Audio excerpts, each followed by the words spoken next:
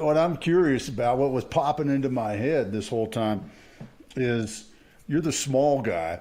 How do you compete with the bigs? Because yeah, of course, the top 1%. The Tony Robbins, Richard Branson, Bezos. All these guys that everybody wants to read how they became super successful, right? How they wrote their books.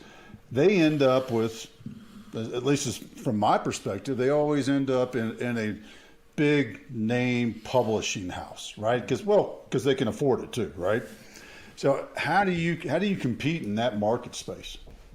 So eventually, for example, if a traditional publishing book is there in the market, and if your book is there in the market, like which is self-published, honestly, if I'm a reader and when I go to a bookstore, I don't get a book and check quickly exactly who is the publisher, whether it is a traditional published book or a self-published book.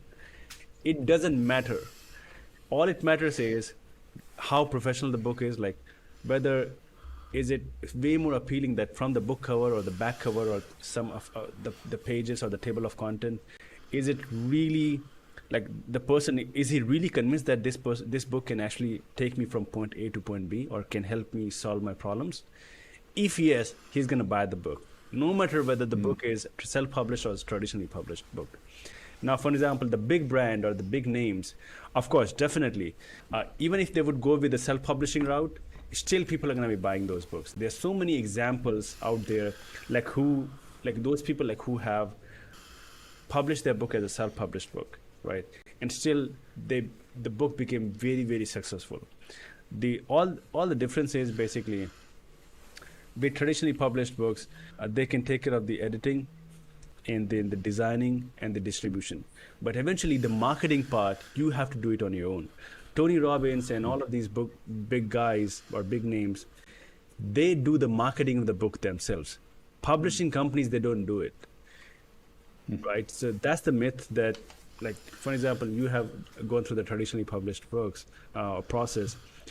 They don't do any kind of activity for the marketing of the book. Maybe they can help you with the distribution, but eventually, like, they won't run Amazon ads, they won't do the email list promotion or social media marketing for the book. You have to do it as an author, but at the same time, they will take majority of the royalty from the book, maybe 50%, 70%, 90%, depending on what kind of contract you have with the publisher. So for the reader, it doesn't matter. 0% value.